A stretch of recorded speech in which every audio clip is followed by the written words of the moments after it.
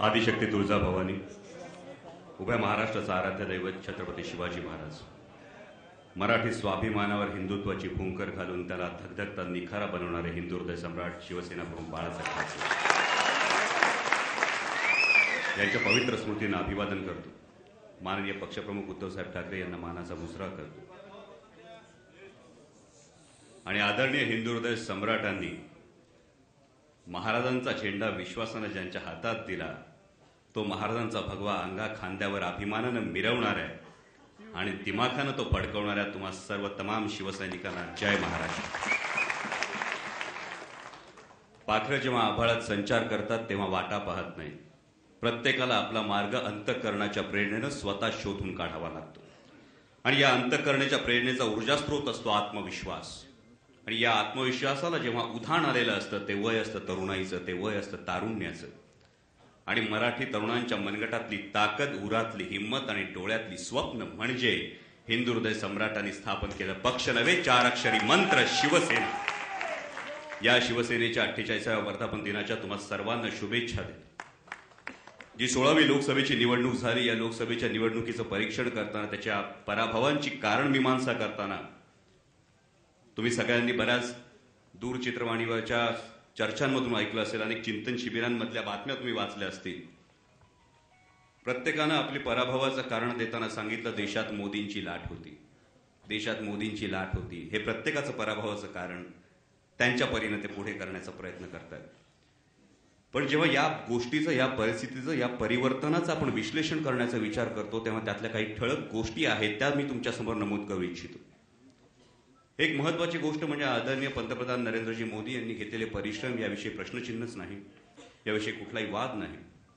पण त्याचबरोबर ही मोदी लाट येण्यासाठी कारणीभूत असलेली सर्वात महत्वाची परिस्थिती जी आजही अजूनही कायम आहे ती म्हणजे भारतातल्या, हिंदुस्थानातल्या तरुणाईच्या मनात असलेली भविष्याविषयीची चिंता आणि त्यांच्या मनात असलेला असंतोष. आणि या असंतोषाला पहिल्यांदा हुंकार फुटला होता तो अण्णा हजारे यांच्या आंदोलनाच्या वेळी फुटला होता. त्याला मूर्त स्वरूप आलं नाही, तो असंतोष तसाच खदखदत राहिला आणि त्या असंतोषाला एक विश्वासक चेहरा मिळाला आणि तो होता आदरणीय नरेंद्रजी मोदी यांचा. आणि मग जे म्हणतात ती मोदी लाट आहे. पण या मोदी लाटेचा एक पदर फार मोठा आहे, तो विशेष करून महाराष्ट्रात फार अभिमानाचा आहे. आजपर्यंत प्रत्येक वेळी महाराष्ट्रात म्हटलं जात होतं चांद्यापासून बांद्यापर्यंत 50,000ची लाखाची गर्दी खेचणारे, ठराविक बोटांवर मोजणारे एवढे नेते आहेत. अभिमानानं हे नमूद करावं असं वाटतं की या लोकसभा निवडणुकीच्या प्रचाराच्या वेळी चांद्यापासून बांद्यापर्यंत 1.5 लाख, 1 लाख, 1.25 लाखाच्या वर गर्दी खेचणारा एकमेव नेतृत्व महाराष्ट्रात आहे आणि ते म्हणजे आदरणीय पक्षप्रमुख उद्धवजी ठाकरे यांचं आहे. हे या लोकसभेत नमूद झालेलं आहे. ही बाब विधानसभेच्या बाबतीत प्रत्येक शिवसैनिकानं आपल्या मनात अधोरेखित करण्याची गरज आहे. दुसरी एक बाब फार प्रकर्षाने पुढे आली.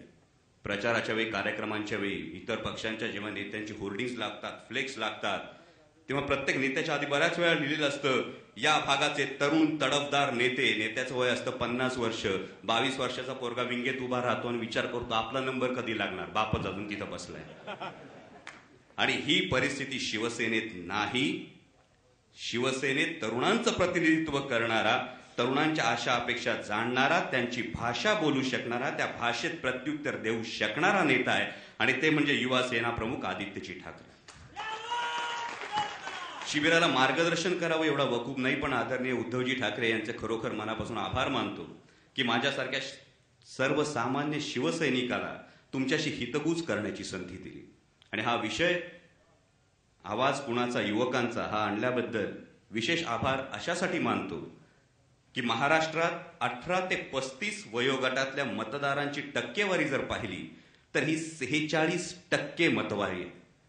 46% मतदान 18 ते 35 या वयोगटातलं आहे आणि 46% मतदान हा कोणत्याही निवडणुकीचा निकाल फिरवण्यासाठी, आपल्याला हवा तसा वाकवण्यासाठी आवश्यक असणारं मतदान आहे असं मला वाटतं.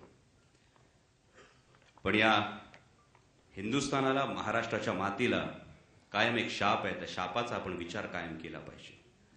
हा शाप आहे कॉम्प्लिसन्सीचा, हा शाप आहे आत्मसंतुष्टतेचा. जेव्हा सिकंदरानं पहिल्यांदा देशावर आक्रमण केलं तेव्हा पुरुराजानं त्याला सीमेच्या पार हुसकावून लावलं आणि कॉम्प्लेसंट झाले पुरुराजे, आत्मसंतुष्ट झाले. सिकंदरानं पुन्हा आक्रमण केलं आणि त्यानंतर हिंदुस्थानाच्या भाळी परकीय आक्रमकांची परंपरा लिहिली जाऊ लागली. पण आपण महाराष्ट्रात राहतो. महाराष्ट्रात राहत असताना आपण छत्रपती शिवाजी महाराजांचं नाव घेतो. छत्रपती शिवाजी महाराजांचं नाव फक्त छत्रपती शिवाजी महाराज की म्हटल्यानंतर जय म्हणण्यापुरतं घ्यायचं नाही, तर त्यांचा विचार तुमच्या आमच्या मनात रुजवणं गरजेचं आहे असं मला वाटतं. महाराजांनी दख्खनच्या पठारावर अभूतपूर्व एक घटना घडवली 58 साली, 1658 साली. दख्खनच्या पठारावरचा सर्वात मोठा योद्धा मारला. अफजल खान धुळीस मिळवला, त्याचा कोथळा बाहेर काढला. महाराज आत्मसंतुष्ट झाले नाहीत, तर गांगरलेल्या आदिलशाहीचा फायदा घेऊन महाराजांनी थेट पन्हाळ्यापर्यंतचा मुलूक काबीज केला. आदिलशाहीच्या छाताडावर भगवा नाचवला आणि जे स्वराज्य आधी होतं ते दुप्पट केलं. विचार करा, महाराजांचा जेव्हा विचार घ्यायचा असेल तेव्हा लोकसभा निवडणुकीमध्ये आपण 90% रिझल्ट दाखवून दिलेला आहे. इतर पक्ष संपूर्ण गांगरलेल्या अवस्थेत आहेत. त्यांची चिंतन शिबिरं सुरू आहेत. त्यांना काय करायचं, पराभवाची मीमांसा कशी करायची याचा ते विचार करतायत. आणि अशा वेळी जेव्हा सर्व ताकदीनिशी आपण धडक मारू, जर ही धडक मारली तर महाराष्ट्रातली काँग्रेस आणि राष्ट्रवादी काँग्रेसची लोकसभा निवडणुकीत खिळखिळी झालेली चौकट आपण समूळ उखडून टाकू, हा विश्वास मला या निमित्तानं व्यक्त करावासा वाटतो.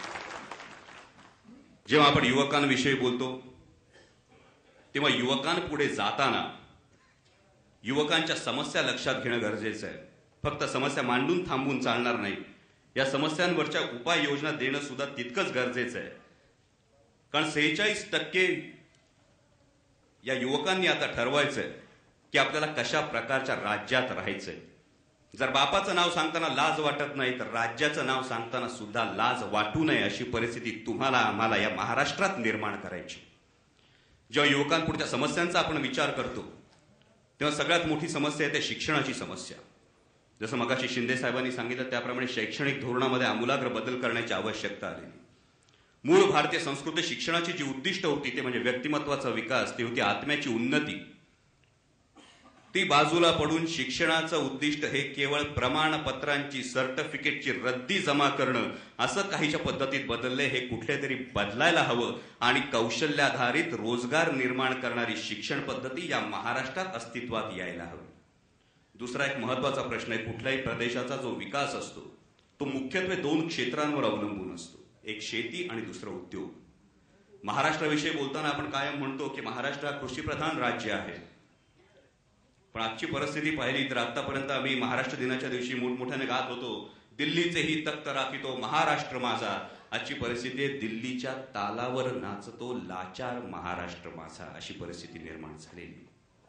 या शेती क्षेत्राचा जेव्हा आपण विचार करतो तेव्हा अनेक तरुण मित्र आहेत जे आज शेती व्यवसायात आहेत. या शेती व्यवसायाची जर अवस्था पाहिली, बाजूच्या मध्य प्रदेशची जर एकूण प्रगती पाहिली शेती क्षेत्रातली तर ती 22% प्रगती आहे. गुजरातची शेती क्षेत्रातली प्रगती पाहिली तर सरासरी 4.5% ही गुजरातची शेती क्षेत्रातली प्रगती आहे. आता झालेल्या आर्थिक पाहणी अहवालानुसार जर महाराष्ट्राच्या शेती क्षेत्राची आपण प्रगती पाहिली, ती प्रगती नाही, ती अधोगती आहे. -2.5%, उणे 2.5% महाराष्ट्रातल्या शेतीची आज अवस्था आहे. ही शेतीची अवस्था आणि त्याच्यावरची उपाययोजना तुम्हा तरुण वर्गांकडून मतदारांपर्यंत पोहोचण्याची गरज आहे. महाराष्ट्रात सिंचनाचा फार मोठा प्रश्न आहे. म्हणजे त्याच्याविषयी बोलायचं म्हटलं तर कुठल्या कालव्यांमध्ये कुठे काय काय मुरतं तेच आता कळेन असं झालेलं आहे.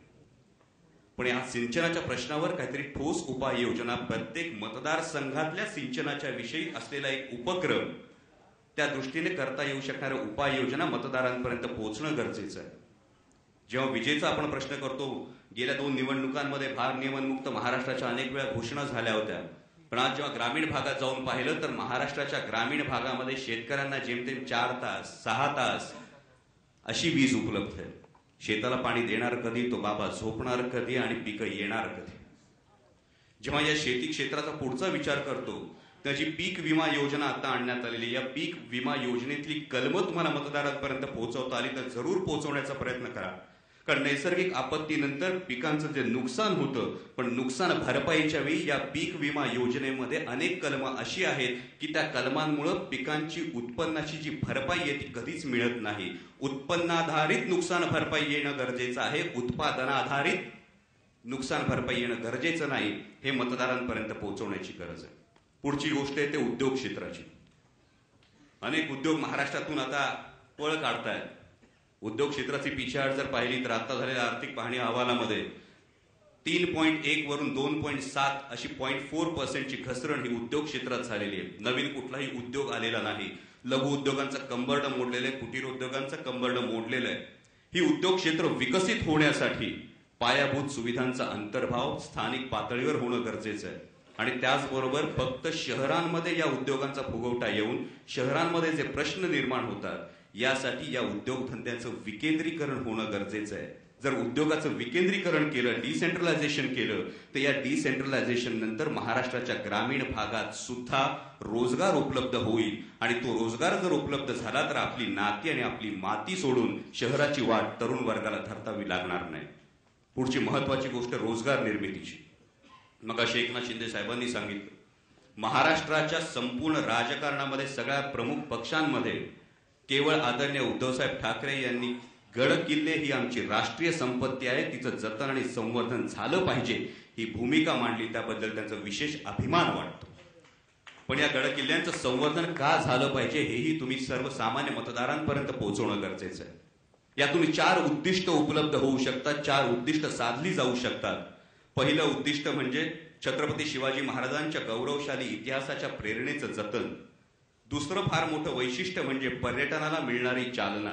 विचार करा, काश्मीर सारखं राज्य, त्याची संपूर्ण अर्थव्यवस्था ही पर्यटन या एका व्यवसायावर आधारित राहते. या काश्मीरमध्ये जाणारे 60% पर्यटक हे महाराष्ट्रातले असतात. महाराष्ट्रातला पैसा काश्मीरमध्ये आपण देतो, त्यानंतर त्याचा वापर कसा होतो हे मी वेगळ्यानं सांगायची गरज नाही. जर हे पर्यटन क्षेत्राला चालना मिळाली तर इथल्या स्थानिकांना उपलब्ध होणारा फार मोठ्या प्रमाणातला रोजगार आणि चौथी गोष्ट म्हणजे तिथल्या जीवसृष्टीचं संवर्धन. कारण आपण जेव्हा म्हणतो कणखर देशा राकट देशा असं सह्याद्रीचं वर्णन केलं जातं, काळ्या कातळाचा सह्याद्री असं म्हटलं जातं. पण हाच सह्याद्री जर पावसाळ्याच्या 4 महिन्यात आणि नंतरच्या 3 महिन्यात पाहिला तर परदेशातल्या कुठल्याही लोकेशनला लाजवेल अशी परिस्थिती सह्याद्रीची असते. आणि त्यामुळे या पर्यटनाला चालना मिळायला हवी, त्यातून स्थानिकांना रोजगार उपलब्ध व्हायला हवा आणि त्या दृष्टीचं मार्गदर्शन आतापासूनच युवकांपर्यंत जायला हवं. पुढचा फार महत्वाचा प्रश्न येतो तो म्हणजे स्त्री संरक्षणाचा. आपण छत्रपती शिवाजी महाराजांचं नाव घेतो. महाराजांचं नाव घेत असताना आपण कायम म्हणतो कल्याणच्या सुभेदाराच्या सुनेची साडी चोळीतून पाठवणी करणारे महाराज, अगदी मोहिमेतही शत्रूच्या आया बहिणींना अभय देणारे छत्रपती शिवाजी महाराज, त्यांच्याच महाराष्ट्रात 4 वर्षाच्या लेकीपासून 60 वर्षाच्या माऊलीपर्यंत आपली आई बहीण सुरक्षित नाही, हे नक्कीच लाजिरवाणी बाब आहे असं मला वाटतं. आणि म्हणून युवा सेनेच्या माध्यमातून आदित्यजी ठाकरे यांनी जो उपक्रम राबवलेला युवती स्वसंरक्षणाचा उपक्रम आहे, हा महाराष्ट्राच्या कानाकोपऱ्यात महाराष्ट्राच्या प्रत्येक महाविद्यालयात पोहोचवण्याची जबाबदारी ही युवा सेनेच्या सगळ्या कार्यकर्त्यांची असं मला वाटतं. त्यातून एक विश्वास निर्माण करणं गरजेचं आहे की शिवसेना ही तुमच्यासाठी आहे. शिवसेना ही फक्त मतं मागण्यासाठी येत नाही, तर सर्वसामान्यांच्या प्रश्नांवर झगडणारा पक्ष म्हणजे शिवसेना. दुसरं एक फार महत्वाचं पुढचं आव्हान विशेषतः युवा पिढीसमोर. नुकतीच पुरोगामी महाराष्ट्राला काळीमा फासणाऱ्या काही घटना घडल्या. जातीपातीचं विष बऱ्याच ठिकाणी कालवलं गेलं. 2 पर्याय देतो तुमच्यासमोर. पहिला पर्याय असा आहे की मी अमुक जातीत, अमुक धर्मात, अमुक पंथात, अमुक प्रांतात जन्माला आलो, याचा आयुष्यभर न्यूनगंड किंवा अहंकार बाळगा, हा पहिला पर्याय. आणि दुसरा पर्याय असा आहे मी कुठल्याही जातीत, कुठल्याही धर्मात, कुठल्याही पंथात, कुठल्याही प्रांतात जन्माला आलो तरी माझ्या कर्तृत्वानं माझं व्यक्तिमत्व अशा उंचीवर नेऊन ठेवेल की माझा माझ्या गावाला, माझा माझ्या जातीला, माझा माझ्या धर्माला, माझा माझ्या राष्ट्राला अभिमान वाटतो. दुसरा पर्याय निवडणार? हा दुसरा पर्याय प्रत्येक युवकापर्यंत पोहोचवण्याची गरज आहे. कारण आजवरच्या प्रत्येक निवडणुकीमध्ये कधी मराठा म्हणून मतदान केलं गेलं, कधी माळी म्हणून मतदान केलं गेलं, कधी धनगर म्हणून मतदान केलं गेलं, कधी वंजारी म्हणून मतदान केलं गेलं. कुठल्या ना कुठल्या जातीच्या नावानं पोटाला शाई लावण्यात आली. यावेळी फक्त एकच कळकळीची विनंती करायची आहे, तमाम महाराष्ट्रानं, ज्या महाराष्ट्राची आज 7व्या क्रमांकावर घसरण झाली आहे देशात, त्या महाराष्ट्राला पुन्हा पहिल्या क्रमांकावर आणण्यासाठी फक्त एकदाच मराठी म्हणून मतदान करा, छत्रपती शिवाजी महाराजांचा मावळा म्हणूनच मतदान करा. ही गोष्ट प्रत्येक मतदारापर्यंत पोहोचवणे गरजेचं आहे. आणि यामध्ये युवा सेनेच्या सगळ्या कार्यकर्त्यांचा फार मोठा हातभार लागणार आहे. म्हणून एवढंच सांगतो, पावलं आत्ताच थांबवू नका, वाट अजून चालायची. पावलं आत्ताच थांबवू नका, वाट अजून चालायची आहे. हात आत्ताच रोखू नका, मोहीम फत्ते व्हायची आहे. आत्ता तर कुठा पंजा मारलाय ठाण्या वाघानं, नरडीचा खोड घेणं अजून बाकी आहे. विधानसभा लोकसभा तो सिर्फ झांकी थी, विधानसभा अभी बाकी है, विधानसभा अभी बाकी है. आणि म्हणूनच पुन्हा एकदा महाराष्ट्राच्या एकूण परिस्थितीचा विचार केला. पहिले 2 अर्थसंकल्प हुशारीनं मांडल्यानंतर तिसरा अर्थसंकल्प माननीय अर्थमंत्र्यांनी जो जाहीर केलाय 4103 कोटीची तूट आहे. महाराष्ट्रावर आज 3 लाख कोटींचं कर्ज आहे. या परिस्थितीमध्ये अनेक लोकोपयोगी आमिषांना भुलणाऱ्या अनेक घोषणा दिल्या जात आहेत. त्यांना एक विचारणं गरजेचं आहे, 6 महिन्याचं जेवण एकाच दिवसात भरून कधी पोट भरतं का? आणि ही बाब प्रत्येकापर्यंत पोहोचवणं तुमचं आमचं काम आहे. पुढची एक फार महत्वाची गोष्ट ती म्हणजे सोशल मीडियाच्या बाबतीत. या तरुणांपर्यंत पोहोचताना या सोशल मीडियाचा वापर कशा पद्धतीने व्हायला हवा, तो काय करायला हवा, याचं मार्गदर्शन हे प्रत्येक कार्यकर्त्याला होणं गरजेचं आहे. जेव्हा सोशल मीडियाचा आपण विचार करतो, ट्विटर आहे, फेसबुक आहे, व्हॉट्सअप आहे, याच्यामध्ये सुद्धा वर्गवारी आहे. शक्यतो महानगराचा युवक हा जास्त ट्विटरचा वापर करतो, त्यानंतर सेमी अर्बन जो युवक आहे तो जास्त फेसबुकचा वापर करतो. व्हॉट्सअपचा वापर हा सर्वाधिक आहे. हा प्रत्येक जण म्हणजे शेताला पाणी लावल्यानंतर पटकन बघितलं जातं व्हॉट्सअपवर नक्की काय मेसेज आहे. पण याचबरोबर हे अस्त्र आपल्या विरुद्ध वापरलं तर जात नाही ना, याचाही विचार करण्याची गरज आहे. आमचे मावळचे आपले खासदार आप्पा बारण्यांना खासगीत विचारा, मध्यंतरी फेसबुकवर जो प्रकार झाला, त्यानंतर एका मशिदीवर दगडफेक करण्यात आली, त्यावेळी त्यांच्या नावाच्या घोषणा देण्यात आल्या आणि नंतर चौकशी केल्यानंतर कळलं त्यातही एकही कार्यकर्ता शिवसैनिक नव्हता. हे बुमरँग आपल्यावर केलं जात नाही ना, याचा विचार करा. जो प्रकार घडला तो नक्कीच निषेधार्ह आहे, हे पूर्णपणे मान्य आहे. पण निषेध कसा व्यक्त करायचा याचा वापर करताना पुन्हा महाराजांचा विचार लक्षात घेणं गरजेचं आहे. जेव्हा अफजल खान स्वराज्यावर चालून आला तेव्हा अफजल खानाला वाटलं होतं की महाराजांना गडकिल्ल्यांच्या आश्रयाला जाऊन मारणं अवघड आहे, म्हणून महाराजांना आपण खुल्या मैदानात बोलवावं. म्हणून त्याने पंढरपूरला, तुळजापूरला आधी हानी पोचवली, तुळजापूर फोडलं, पंढरपूर फोडलं. उभ्या महाराष्ट्राचा आराध्य दैवताची विटंबना केल्यानंतर सुद्धा महाराज संतापले, पण महाराजांनी आपला उद्रेक लगेच व्यक्त केला नाही. ते योग्य संधीची वाट बघत राहिले. खान आधी जावळी बोलवला आणि मग जो असंतोष आहे तो सगळा राग खानावर काढला, त्याचा कोथळा बाहेर काढला. आणि म्हणूनच तुम्हाला म्हणतो, तुम्हाला राग येणं स्वाभाविक आहे, तुमचं रक्त सळसळणं स्वाभाविक आहे. पण हे रक्त सळसळत असताना एवढीच मागणी आहे की फुटायचं तर अनुभव होऊन फुटू नका. तुम्हीच त्या ज्वालामुखीसारखा राग तुमच्या मनात तसाच ठेवा आणि येत्या विधानसभा निवडणुकीत मतपेटीतून तो राग व्यक्त होऊ द्या. ऐन विधानसभेच्या आधी आपली ताकद खर्ची करू नका, एवढंच तुम्हाला कळकळीचं सांगणं आहे. जाता जाता फक्त एवढंच सांगतो, गरजू तिथं पुन्हा शिवगर्जना, गरजू इथं पुन्हा शिवगर्जना. आव्हान देत रक्तातल्या अग्निसूर्यांना, पेटून उठू देत आज चांदण्यात रमलेली मन, झळाळून उठू देत गंजलेली व्यक्तिमत्व.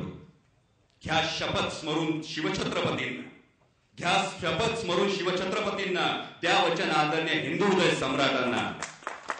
बांधू उभा महाराष्ट्र शिवबंधनाच्या धाग्यानं, बांधू उभा महाराष्ट्र शिवबंधनाच्या धाग्यानं, आणि झळकू दे सारा महाराष्ट्र फक्त भगव्याच्या तेजानं, फक्त भगव्याच्या तेजानं.